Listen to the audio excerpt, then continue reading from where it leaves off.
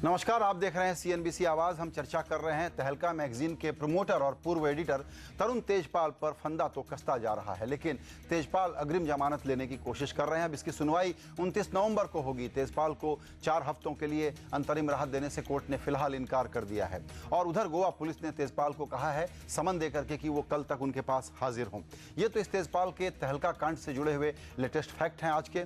लेकिन एक युवती से बलात्कार की कोशिश या कहें सेक्सुअल असॉल्ट के आरोप में फंसे हुए तरुण तेजपाल ने इस केस में पूरी तरह से राजनीतिक रंग डालने की कोशिश की है। आज टेलीकॉम मंत्री कपिल सिब्बल ने बचाव करते हुए बीजेपी पर हमला किया है और उधर गोवा के मुख्यमंत्री पूछ रहे हैं कि क्या यह सच नहीं है कि तेजपाल कांग्रेस पार्टी के करीबी हैं। इन सब के बीच असल मुद्दा दब गया है और वो ये है कि किसी भी जगह महिलाएं हैं तो वो कितनी असुरक्षित हैं, और जब ऐसा कोई गुनाह होता है तो उस पर कार्रवाई को लेकर के हमारे देश में, मीडिया में, समाज में बहस का स्तर क्या हो गया है। इस चर्चा में हमारे साथ हैं मल्लिका साराभाई, बीजेपी की प्रवक्ता शाहिना एनसी, पीड़िता के वकील श्याम केसवानी, और इसके अलावा कुछ और मेहमानों को हम जोड़ने की कोशिश करेंगे। चर्चा हम शुरू करते हैं। एक पहला सवाल मल्लिका मैडम मैं आप ही से लूँगा। मैडम, सवाल आपसे ये है कि जिस प्रकार का विवाद चला है और तेजपाल अब बचाव में जिस प्रकार का हमला कर रहे हैं, इस पूरी घटना को पिछले दिनों में आपने कैसे देखा है? देखिए, आज की ट्रेजेडी ये है कि कोई भी गुनाह होता है तो ये एक पॉलिटिकल पिंग पोंग मैच बन जाती है, Congress versus BJP, BJP versus Congress. और आपने जैसे कहा, इसमें जो मेन मुद्दा है, जो एक स्त्री पे हमला है, वो कहीं पर चला जाता है। अगर तरुण तेजपाल बीजेपी के होते तो क्या होता, अगर वो महिला कांग्रेस की होती, ये कुछ भी बिल्कुल इंपॉर्टेंट नहीं है। एक आदमी ने अगर एक महिला पे हमला किया है तो वो आदमी है और वो महिला है, ये इंपॉर्टेंट है। Forget the politics. बिल्कुल, आपने ठीक कहा। केसवानी जी, आपसे सवाल, क्योंकि अब पीड़ित लड़की की तरफ से आप अपनी बातें आज दिन भर सामने रखते रहे हैं। आपसे ये समझना है कि दरअसल पहले तो इस व्यक्ति ने, तेजपाल ने, अपना गुनाह माना और सोचा कि ये मामला शायद निपट जाएगा, लेकिन अब चूंकि ये मामला एक क्रिमिनल एक्शन की तरफ जा रहा है तो अपने बचाव में वो तरह तरह की बातें कर रहे हैं। जाहिर है कि उनको जेल जाने से डर लग रहा है। आपको लगता है कि जिस प्रकार के वो तर्क दे रहे हैं उससे वो बच पाएंगे और कल तक अगर ये हाजिर नहीं होते हैं तो इनकी गिरफ्तारी पक्की है? देखो जी, सवाल तो ये है कि उनके ऊपर एक तोहमत लगी हुई है, एक बहुत सीरियस तोहमत लगी हुई है बलात्कार की। उस केस के अंदर पुलिस को तहकीकात तो करनी ही पड़ेगी और पुलिस तहकीकात कर रही है। अब सवाल ये है कि वो कहता है कि ये पॉलिटिकल मामला है, तो उससे कुछ बात नहीं बनती। ये तो एक बच्चों वाली बात है। और अगर कांग्रेस के कोई वरिष्ठ नेता, जो कि खुद एक बहुत बड़े वकील हैं, वो भी कह रहे हैं कि बीजेपी की सरकार गोवा में है, वो उनके पीछे लगी हुई है, तो ये भी बड़ी एक घटिया बात है कि एक कांग्रेस के बड़े नेता, जो कि खुद पहले वकील है फिर पॉलिटिशियन है, वो भी ऐसी घटिया बात कर रहे हैं। ये बहुत शॉकिंग बात है। बिल्कुल ठीक कहा आपने। क्योंकि एक आदमी जो वकील है वो तो कानून को जानता है जी। और ये कहना कि इसको टारगेट किया जा रहा है, अगर टारगेट करना तो कहीं का पहले कब का कर देते जी। आज की क्या जरूरत थी टारगेट करना किसको? बिल्कुल बिल्कुल। आइए यहाँ पर अब शॉकिंग स्टेट ऑफ अफेयर्स कि इसको पॉलिटिकल कलर दिया जा रहा है। बिल्कुल ठीक कहा आपने, पॉलिटिकल कलर दिया जा रहा है। और इसीलिए अब हम शाहिना के पास चलेंगे। शाहिना, आज सुषमा स्वराज बाकायदा आकर के उन्होंने एक बयान दिया ट्विटर के जरिए कि कांग्रेस के एक मंत्री इनको बचाने की कोशिश कर रहे हैं, और उसके जवाब में कपिल सिब्बल खुद सामने आए और उन्होंने बहुत गंभीर आपत्ति की कि अगर उनमें हिम्मत है तो वो नाम लेकर के बात करें, और मेरा इनसे कोई संबंध नहीं है, और बीजेपी इसको बुरी तरह से पॉलिटिसाइज कर रही है। आपको लगता है कि कपिल सिब्बल की नाराजगी सही है और आप लोगों को इसमें तरुण तेजपाल पर फोकस करना चाहिए, न कि कांग्रेस और तरुण तेजपाल के संबंधों पर? देखिए, एक आर्टिकल था जहां सभी स्टेक होल्डर्स का नाम दिया गया था। ये मुद्दा नहीं है कि तहलका का ये जो तेजपाल का मुद्दा है उसको पॉलिटिसाइज हम कर रहे हैं या कांग्रेस कर रहे हैं।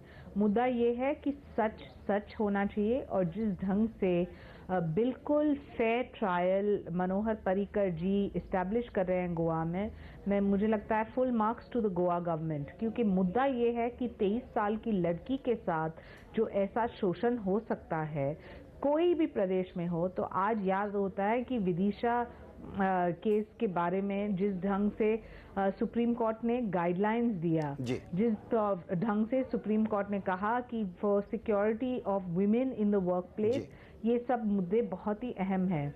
मुझे लगता है कि गोवा पुलिस ने जो इन्वेस्टिगेशन करना था और जिस ढंग से उनको करना है वो नहीं कर रहे हैं, क्योंकि तहलका के तरुण तेजपाल कांग्रेसी है या बीजेपी है, वो कर रहे हैं क्योंकि वो गुनहगार हैं। और ये सबसे बड़ा मुद्दा है कि जब कोई गुनाह होता है तो आप खुद, आपके वकील, आपके जज और आपके पिटिशनर नहीं बन सकते हैं। There is a form of court of law and we need to.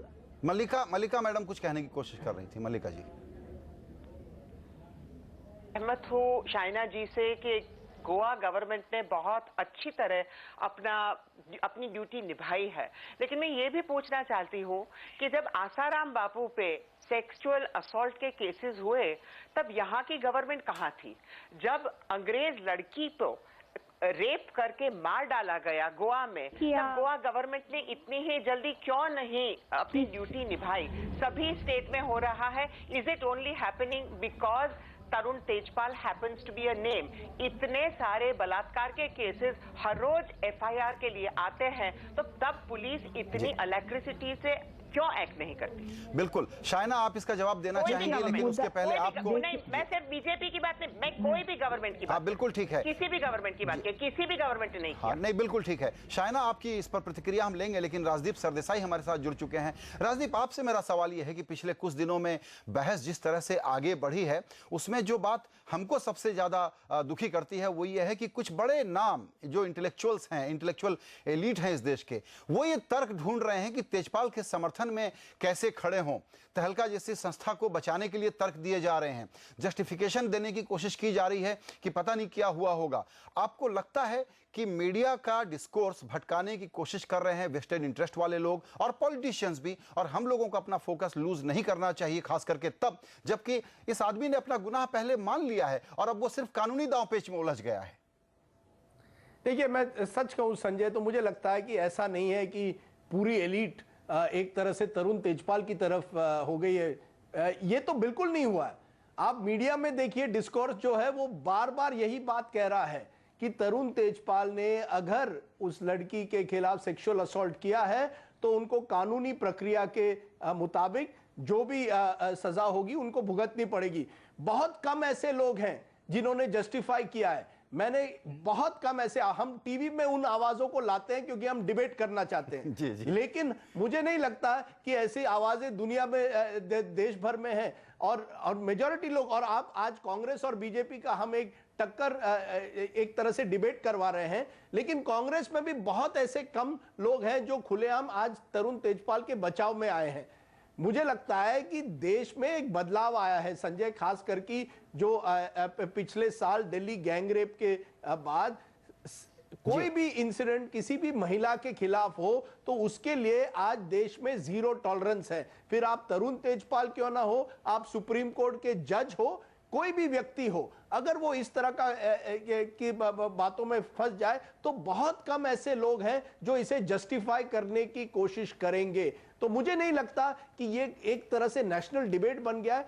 मुझे तो लगता है कि एक देश में अच्छी तरह से एक बदलाव आ रहा है। 10 साल पहले मुझे नहीं लगता कि मीडिया इस तरह से किसी एक मामले को उठाती, लेकिन अब मीडिया भी तैयार है, जनता भी तैयार है और जीरो टॉलरेंस है। बिल्कुल, जहां भी रॉन्ग डूइंग की स्टोरी अगर है और परफेक्ट स्टोरी है तो मीडिया आजकल किसी को छोड़ता नहीं, भले वो आदमी कितना ताकतवर क्यों ना हो। ये बहुत अच्छी बात है। लेकिन शाइना, शायद आप मल्लिका जी ने जो कहा उस पर रिएक्ट करना चाहेंगी, और इस सवाल को मैं भी हाईलाइट करना चाहूंगा कि आसाराम के मामले पर बीजेपी की सरकारों का रिएक्शन दबा हुआ, धीमा, सोच करके, सहम करके होगा, और तरुण तेजपाल के मामले में सब लोग तरह तरह के आर्गुमेंट रखेंगे सामने।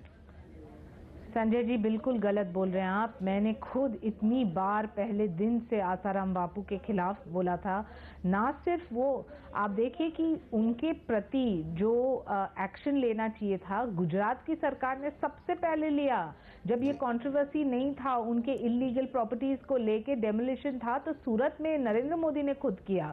मैं मानती हूँ कि ये ट्रिविया में न जाते हुए मुद्दा ये है कि आज इतने सारे महिला वर्क प्लेस में अलग अलग क्षेत्र में काम करते हैं, क्या वो इस दबाव से डरे हुए बनेंगे जहां उनको लगता है कि हाँ ये स्थिति ये है कि आज हमारे साथ कोई ऐसी बदसलूकी करेगा और कल वो ऐसे ही निकल जाएगा।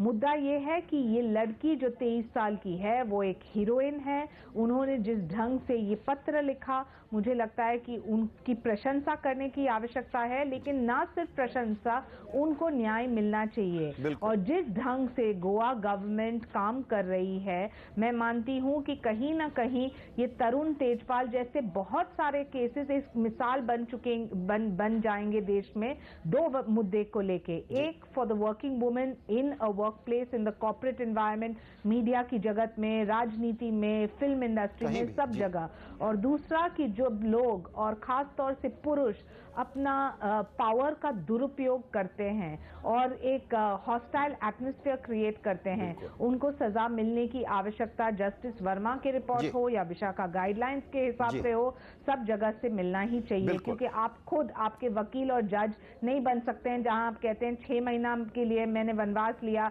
या फिर सीबीआई प्रोब दीजिए ताकि मुझे क्लीन चिट मिले। आप नहीं तय कर सकते हैं आपका सजा क्या होगा। ठीक है, चर्चा जारी रखेंगे। हम एक छोटा सा ब्रेक लेंगे और हम फिर दर्शकों को बता दें कि इस वक्त हमारे साथ मल्लिका साराभाई, राजदीप सरदेसाई, श्याम केसवानी और शायना एनसी इस चर्चा में शामिल हो रहे हैं। छोटा सा ब्रेक।